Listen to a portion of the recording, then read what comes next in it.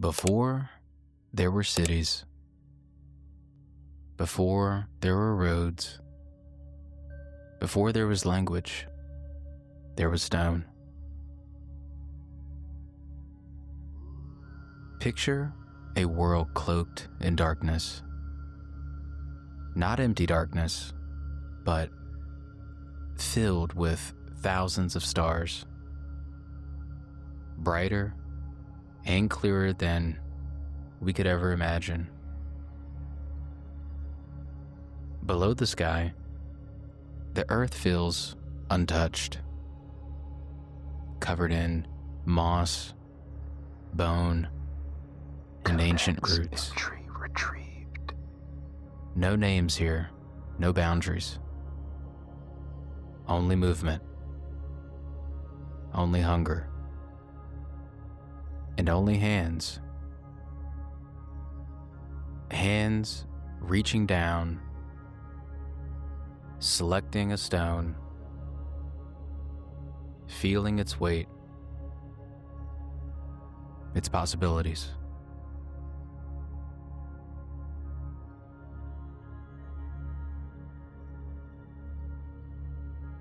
Can you hear it?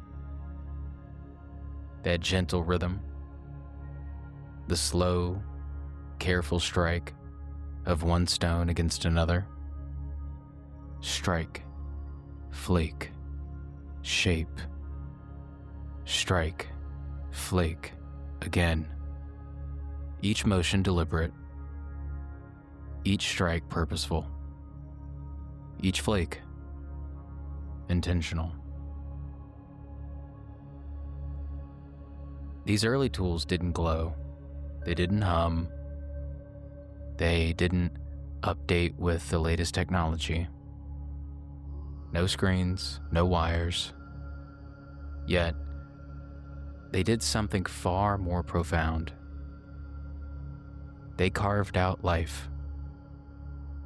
They cut through hunger, built shelters from storms, protected fragile lives, just long enough to thrive. Each edge meant survival. Each edge meant power. The power to change a harsh world. Just enough to make it home. And it all began here, with a stone and hand, with hunger and imagination. What does it mean to create something by breaking something else? Tonight, we retrace those first careful motions. We hold stone in our hands, heavy, real, ancient, and we listen closely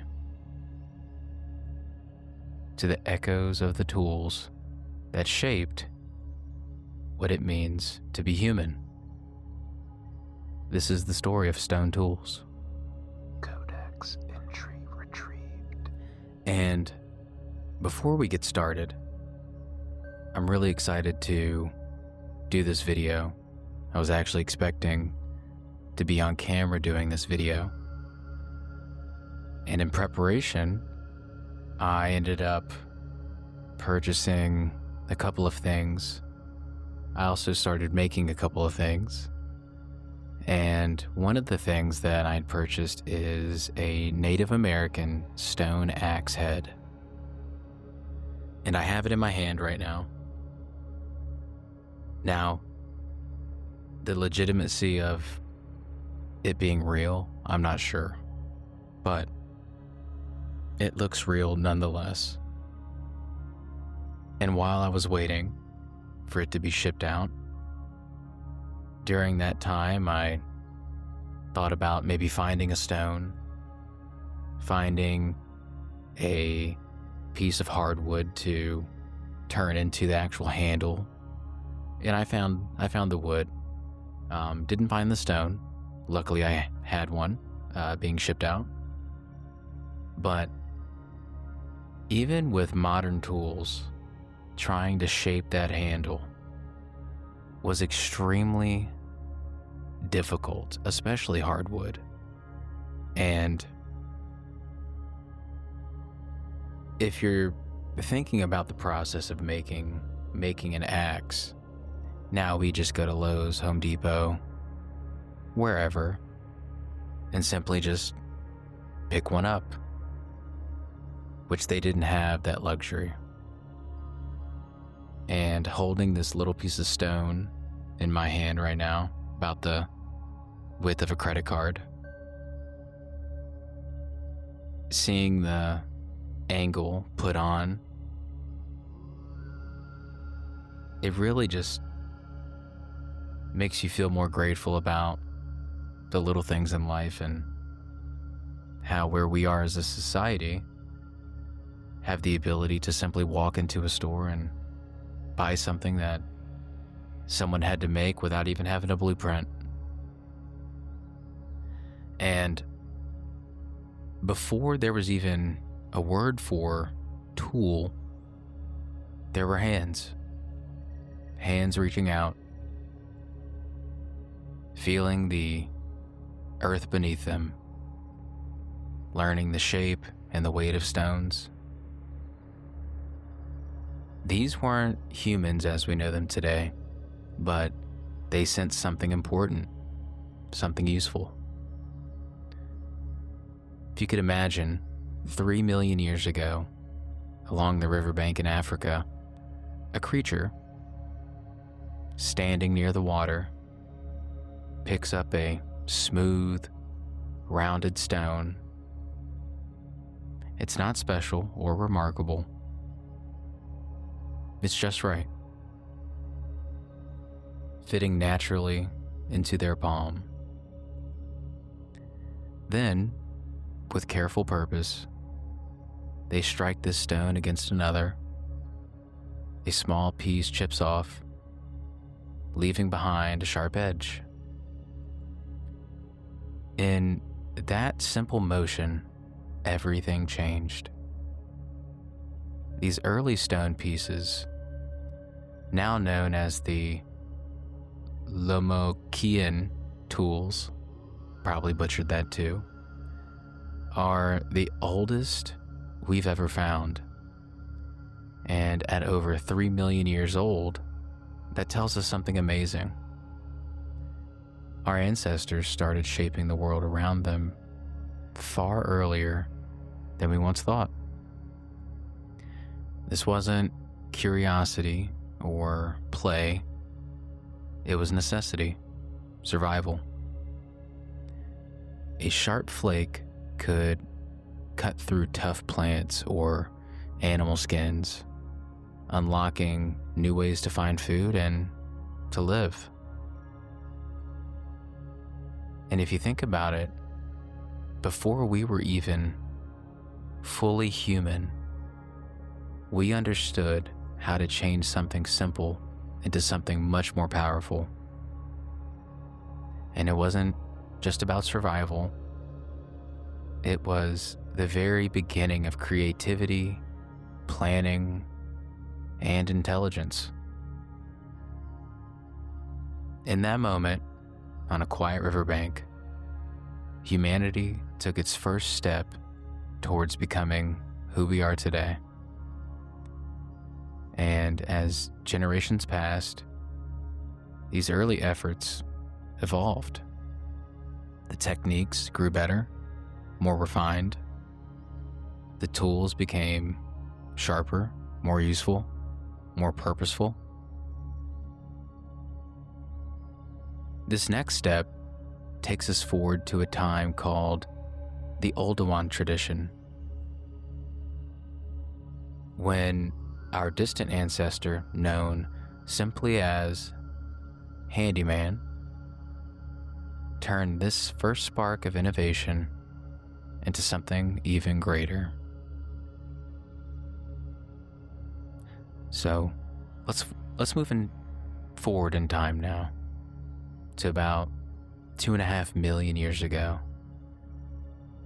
This is when handyman, or Homo habilis, a name meaning simply the skillful human, and for good reason, at a place called Oldavi Gorge in Africa, handyman developed a new way of making tools. Instead of simply striking one stone against another randomly, they carefully chipped away pieces from a larger stone, creating sharp edges and useful shapes. These tools, called Oldowan tools, were simple, yet incredibly effective. They could slice through meat, break open bones to get nutritious marrow, and even help in shaping wood or even plants. Handyman's tools opened up a new world of possibilities. They could now process food much more easily and safely. They could adapt to different places and environments. And this wasn't just about survival anymore.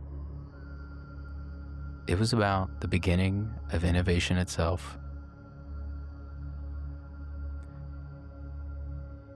And think about how powerful that moment was. Our distant ancestors sat carefully, striking stone, creating something new, something planned. It wasn't accidental. It was intentional. This marked the moment we became tool makers by choice, taking our first real steps towards creativity and culture. And when I was creating that axe handle, I didn't have a seat. I was kind of squatting at the end of my driveway so my driveway wouldn't get messy with wood chips. And it was hot. The sun was in my face, bugs flying around. And I had an idea of kind of what I was going for, just off of seeing stuff online from paintings or images. But if I didn't have paintings or images to go off of, it would be pretty difficult to figure out a blueprint, a design that worked. So you could imagine the trial and error they had to go through to figure out what worked and what didn't work, and how time consuming it was. And how on top of all of that, they had to think about what they were making for food later, where they were getting water, where they were going to sleep. And if you've ever been in a situation, a survival situation, where it was life or death, the last thing you were thinking about is being creative, right? Maybe, in a different situation, but, there in the moment, if your house is on fire, the only thing you're thinking about is getting out of the house safely. You're not thinking about, how much is my computer? How much is my car?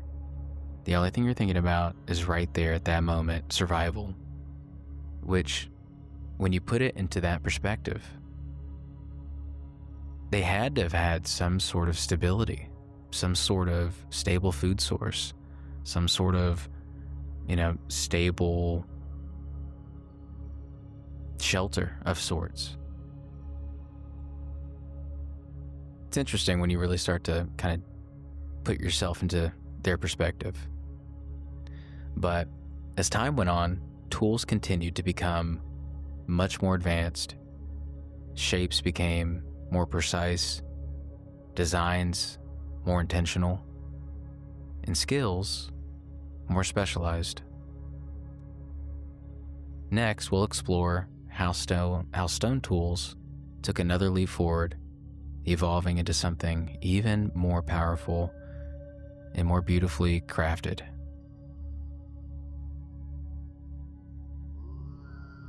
About 1.5 million years ago, our ancestors discovered something important. Stone tools didn't have to be simple or rough. They could be beautiful, balanced, and highly effective. During this era, early humans created what's known as the hand axe. Imagine a smooth, rounded stone, shaped carefully on both sides, forming a neat, symmetrical edge. This tool wasn't made randomly. It was crafted with patience and skill. These hand axes weren't just pretty, they were practical.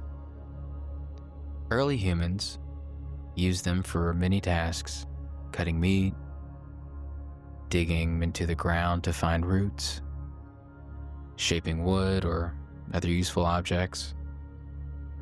Their shape allowed them to be held comfortably, perfectly fitting the human hand. Crafting a hand axe took planning, imagination. The person making it had to picture the finished tool clearly, carefully choosing the right stone and the exact place to strike. This wasn't just about making a better tool, it was about learning to think ahead and solve problems. These axes spread across the ancient world, showing us something remarkable. People were sharing skills and ideas, teaching each other how to make tools better, smarter, and stronger. And I often wonder what went through the mind of that first person who shaped that stone so perfectly. Did they feel pride, excitement? Did they understand how important their discovery was?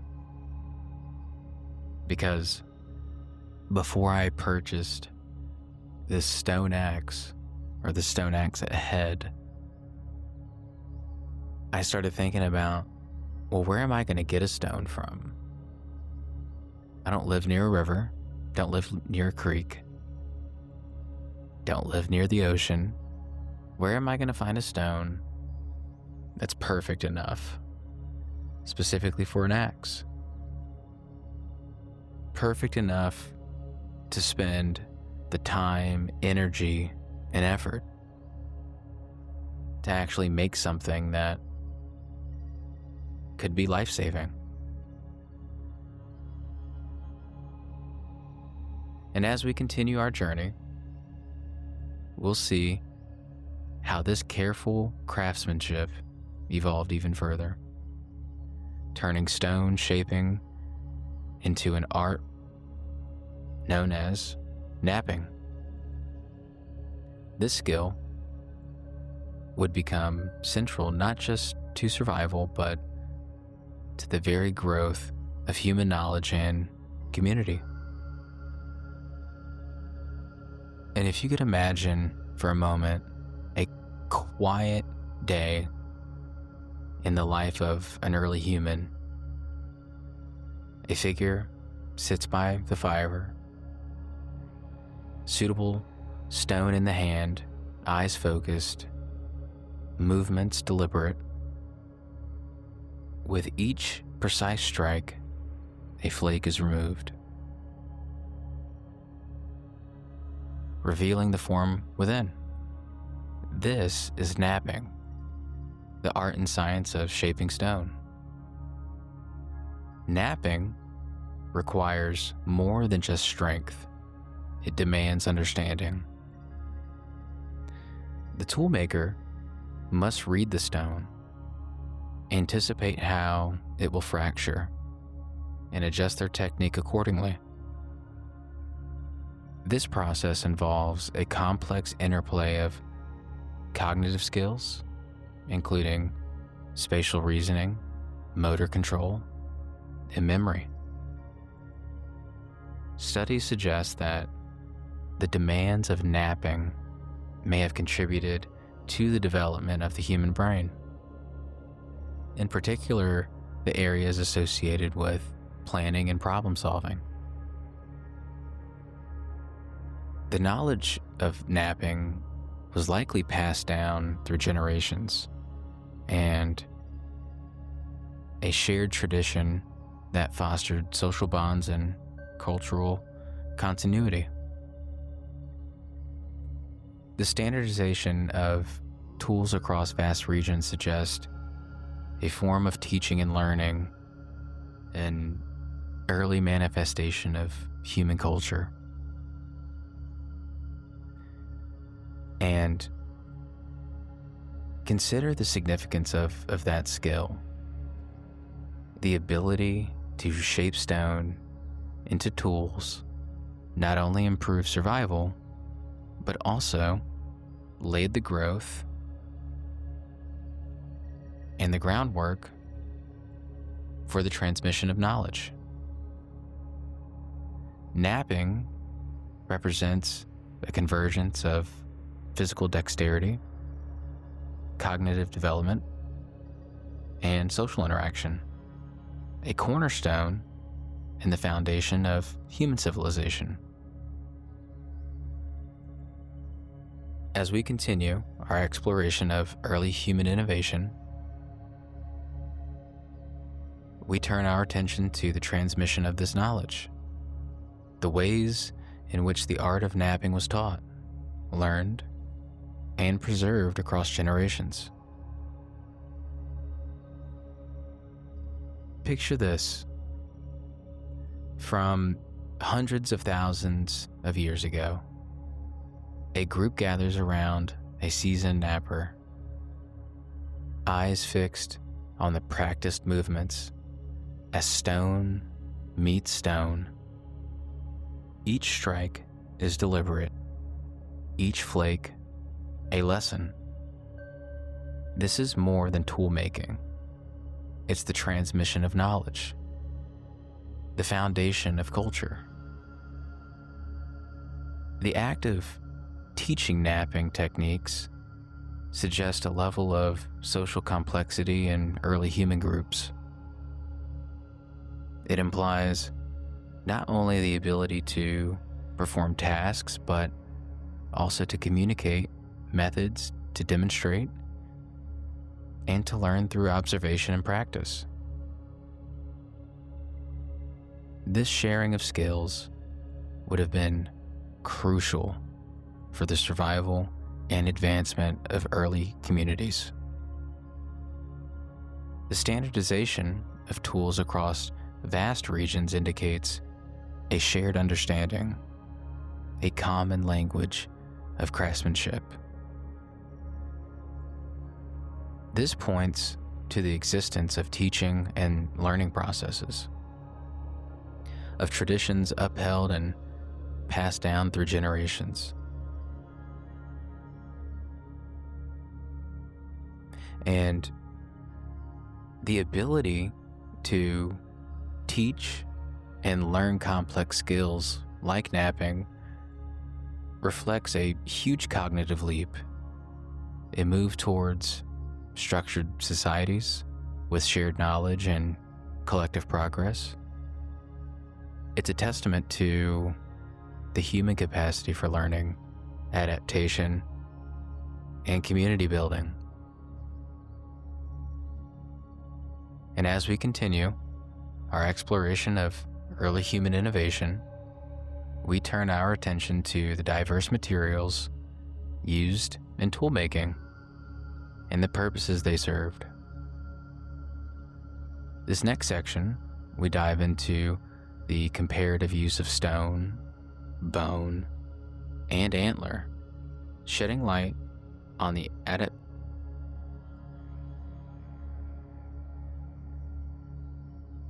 adaptability and ingenuity of our ancestors.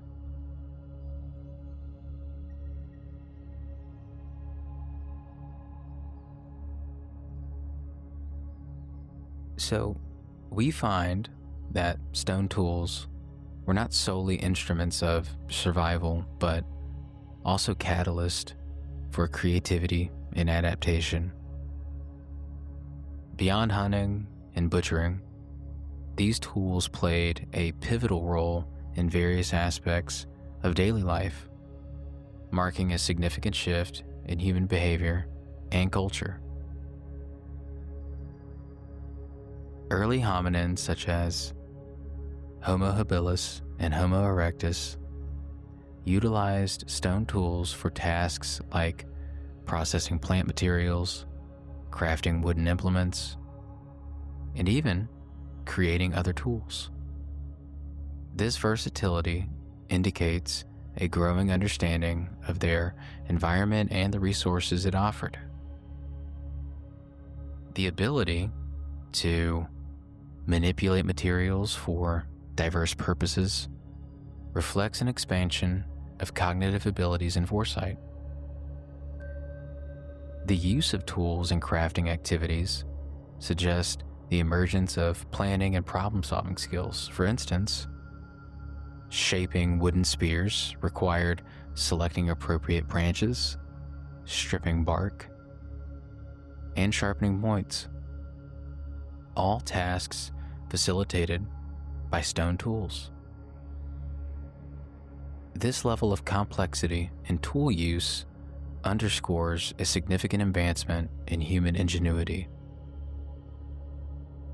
Moreover, the creation of tools to make other tools, known as the development of composite tools, highlights an intricate understanding of cause and effect. This recursive use of tools signifies a leap in abstract thinking and the ability to conceptualize processes beyond immediate needs. And it's fascinating to consider how the expansion of tool use beyond hunting illustrates a profound shift in human cognition. The deliberate crafting of tools for various purposes indicates not just survival, but a desire to shape the world, a hallmark of human innovation.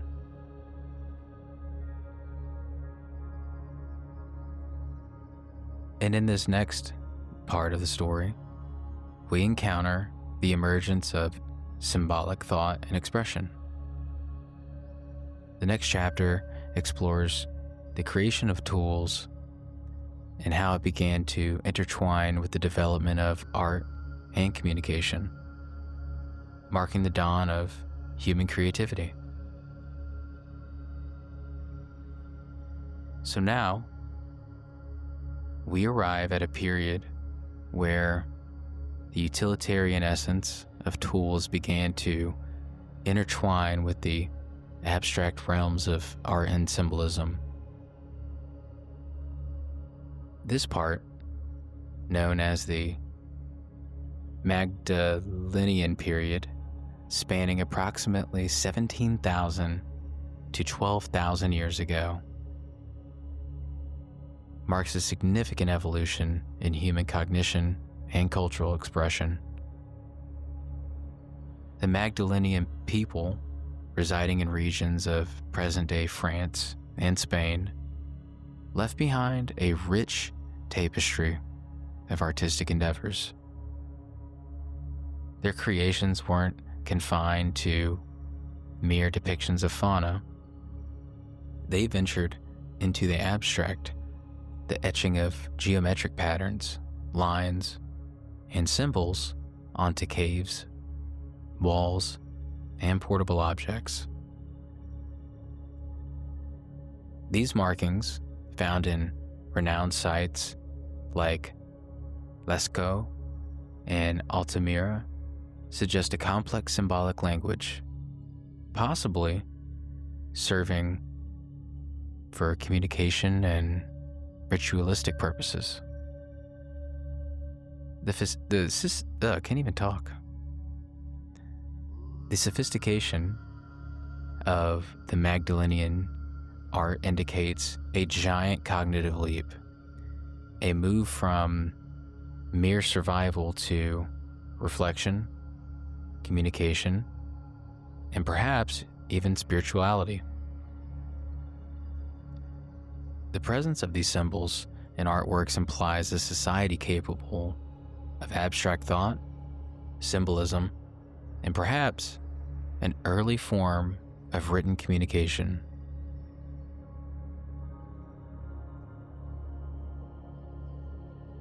And you can't help but wonder about what those symbols, like what their meaning is. Were they records of events, spiritual symbols, maybe something they saw in their expression of it, maybe expressions of identity? These markings suggest a society deeply engaged in symbolic thought, laying the groundwork for complex languages and scripts that would emerge in later civilizations. And when you think about that timeline, 17,000 to 12,000 years ago, but put it on a scale of how long the world's been around, it doesn't seem that far away. And now we turn our attention to the aesthetic dimensions of stone tools. Beyond their functional purposes, these tools reveal an appreciation for beauty and form, reflecting the artistic sensibilities of our ancestors. And now, we arrive at a juncture where functionality begins to intertwine with form. The stone tools of our ancestors were primarily for utility, often exhibit a remarkable sense of symmetry and refinement. And this suggests that early humans were not only concerned with the effectiveness of their tools, but also their appearance. Consider the Acheulean hand axes, characterized by their bifacial flaking and teardrop shapes. These tools, found across Africa and Eurasia, display a level of craftsmanship that goes beyond mere necessity. The deliberate shaping and balance indicate an appreciation for aesthetics, hinting at a cognitive leap towards abstract thinking and artistic expression.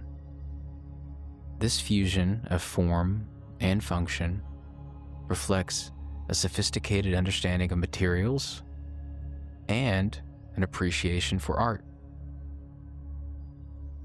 It's a testament to the human inclination to infuse beauty into the everyday, to find satisfaction not only in utility, but also the elegance of design. And you can't help but think the motivations behind that.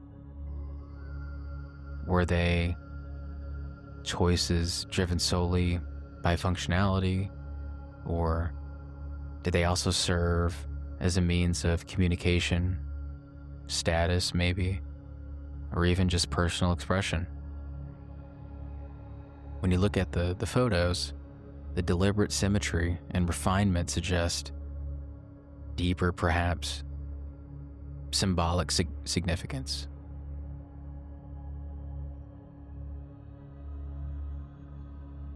And as we dive deeper into the advancements of early humans, we arrive at a period where utilitarian essence of tools began to intertwine with the abstract realms of art and symbolism. As we continue our exploration, we turn our attention to the aesthetic dimensions of stone tools. Beyond their functional purposes, these tools reveal an appreciation for beauty and form, reflecting the artistic sensibilities of our ancestors. We've watched sharp flakes feed bellies and spare hands. Now, we meet a new idea. Make it beautiful too. Picture a maker sitting near the fire. The stone in their lap is more than a lump to split. With slow taps, they thin each side, curve each edge. A teardrop shape appears, balanced, tidy, almost elegant. Why polish a tool that will dig in dirt or slice tough hide? Because smooth lines feel good in the palm. Because a balanced weight cuts better and lasts longer. And maybe because beauty stirs something inside of us. Across wide stretches of Africa and into Europe, people shape the same neat outline. They don't share a language, yet their axes look like cousins. Skill travels hand to hand, camp to camp, showing that style can spread just like knowledge. What drove that first maker? A sharper cut? Or the quiet sense of symmetry and pride that came along with it? When we design a phone case or a coffee mug or a city park, are we still chasing that ancient mix of use and grace? Soon, the urge to decorate won't stop at tools. Marks and symbols will bloom on cave walls, and stone will begin to speak ideas, not just carved meat. That story awaits in the next chapter. Step forward to a colder world about 15,000 years ago. A small fire flickers in a deep cave. In that glow, a person lifts a stone point and scratches a single line on the wall, then another, and a curve, and a dot. Not hunting, not cutting, speaking. These markings appear in caves from France to northern Spain, places like Lascaux and Altamira. Animals run across those walls. But if you look closer, grids, spirals, rows of dots, zigzag strokes.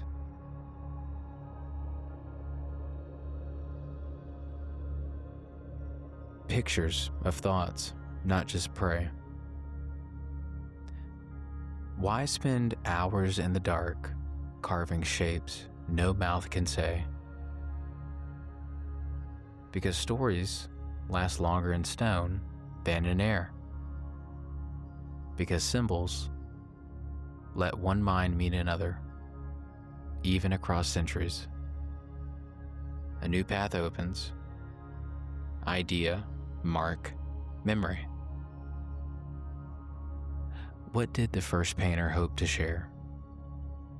A lesson for the next hunt? A prayer for safe travel?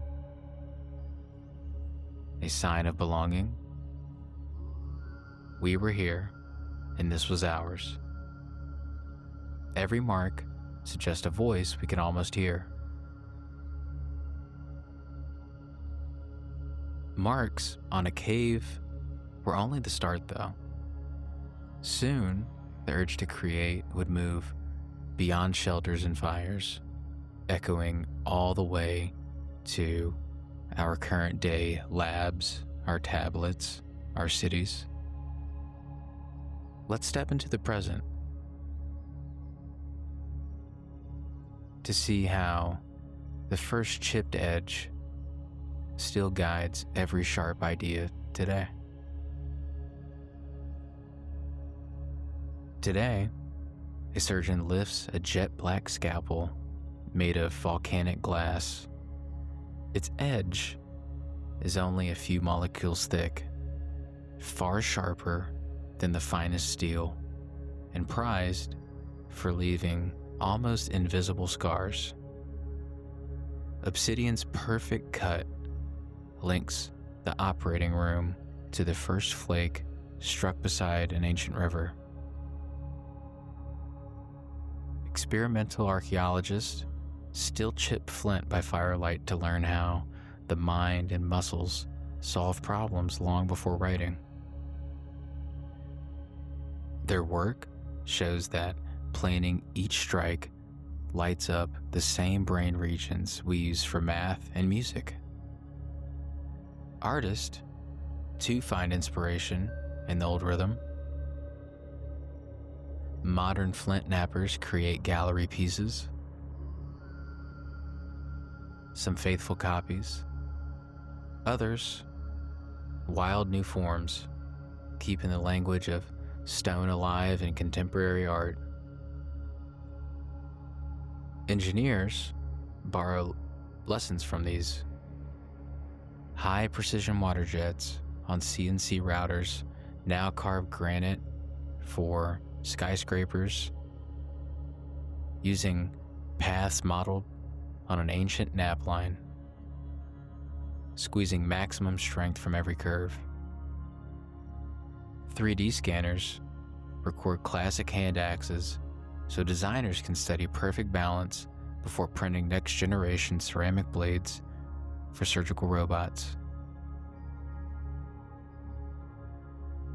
Even headlines remind us that Stone Age mindset, repeatable design, shared technique still drives mass production. Elephant bone tools, shaped with napping logic, prove early humans grasped assembly line thinking long before factories.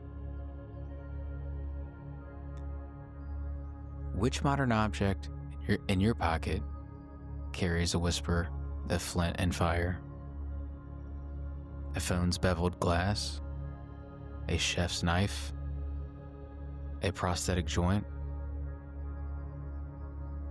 Maybe a stone axe head that you bought off of eBay? Each one owes something to that first deliberate strike. When we invent today, are we really starting fresh or simply chipping a new edge on the same old stone? Now, I find myself contemplating the connection between our ancestors and the tools they crafted. Each stone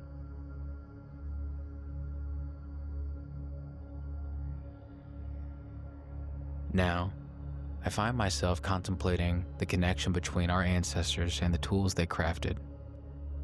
Each stone tool is more than an artifact.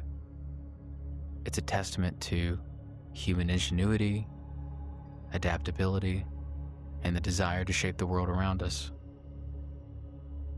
It began with a fracture, a stone, a spark, a sound that broke more than rock. It broke silence. It broke stillness. It began a rhythm. Before there were roads, before fire danced in pits, before words had shapes, there was an edge. Not carved for beauty, not crafted for glory, just flaked, sharp, necessary. It's a blade, yes, but it's also beginning.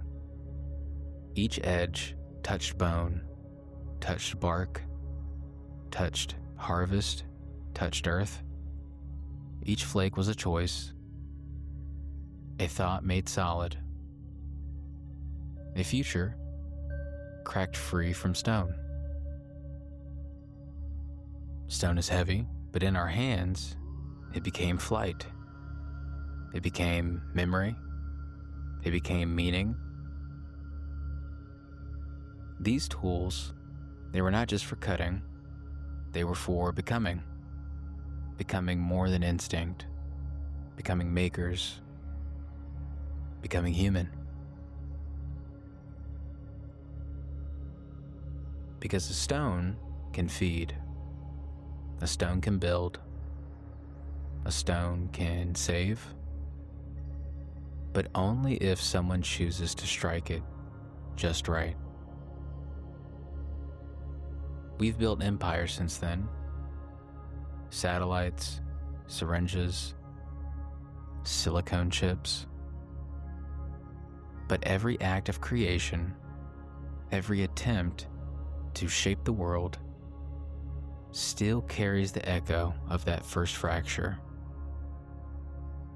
That moment when one hand held a stone and the other set it free. In every tool we hold now, there is a ghost of a sharper past. And maybe that's the lesson. That before anything could be made, we had to learn how to break, how to change,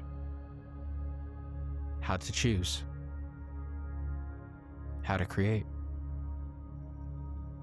All it takes is vision, a steady hand, and something ancient waiting to be shaped. Codex Entry complete.